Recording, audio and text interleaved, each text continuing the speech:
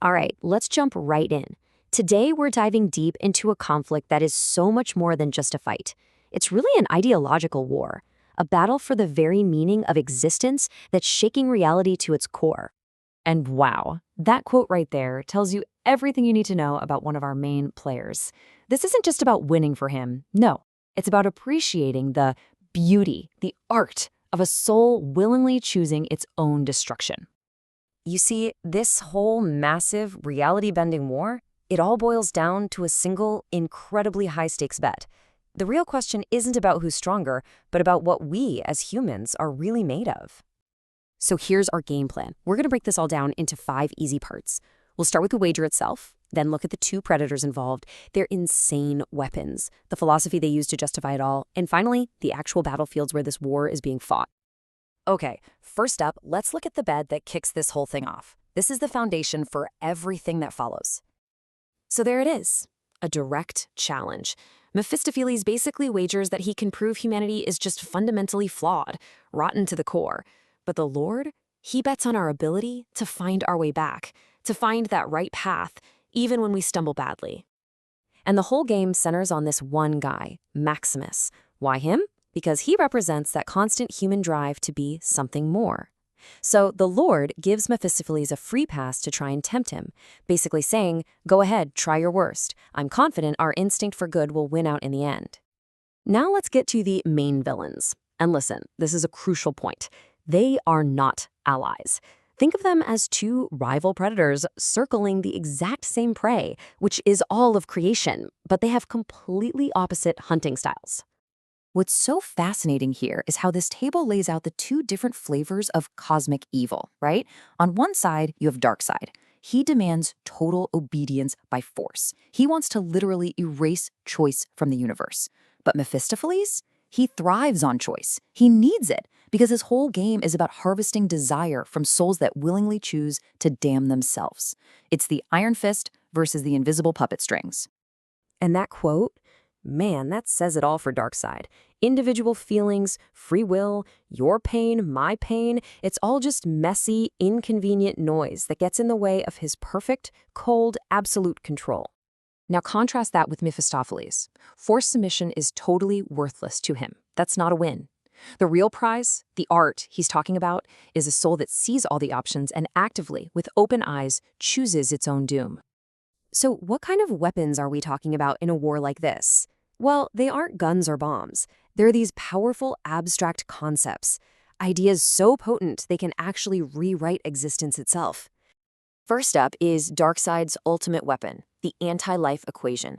The best way to think of it is like a mathematical proof that your life, your choices, your very existence are all completely meaningless. And the moment your mind grasps it, your free will is just gone. You just obey. So yeah, this thing is a weapon. It's a conceptual poison. In fact, Mephistopheles himself just mocks it, calling it a boring accountant's fantasy for reducing everyone to zero. And here's a wild twist. Fragments of this equation are actually hidden inside the minds of monsters from a totally separate horror multiverse, making them these crucial, unwitting pawns in the game. Okay, so if Darkseid's weapon is a mind virus, Mephistopheles is a contract. It's a deal. It doesn't operate on some cosmic formula. It operates on your deepest desperation, your greatest ambition, and most importantly, your free will to say yes. This is the absolute core of his strategy. He doesn't conquer you. He gives you the tools to conquer yourself. He hands you the pen to sign your own soul away. And every single soul he gets this way is just another piece of evidence he can use to try and win his bet that humanity is, at its heart, corruptible. But here's the thing about a villain like Mephistopheles. He doesn't just do evil things. He builds his elaborate justification for his cruelty, framing it all as some kind of philosophical necessity. He actually hijacks real-world philosophy to build his case. He's not just a devil. He's presenting himself as an intellectual, arguing that his horrifying plan is actually a necessary step in human evolution. So he starts with a diagnosis. He looks at us, at modern humanity, with our focus on safety and comfort, and he labels us the last man. He's basically calling us all cosmic couch potatoes, pathetic creatures who've forgotten how to struggle, how to risk, how to truly live. And this lays out his absolutely terrifying three-step plan. First, he points the finger at us. Then, he decides to light a match, unleash some catastrophe, a baptism by fire, to wipe out what he sees as the weak. And finally, from the ashes, he believes the survivors will be forced to evolve into something greater, this Übermensch, a new kind of being that creates its own morality, free from any old rules. So, with all this abstract philosophical talk, where does this war actually happen? Well, the battle is being fought across several key dimensions, and each one plays a critical role. Think of this as the cosmic chessboard. Every realm is a strategic piece.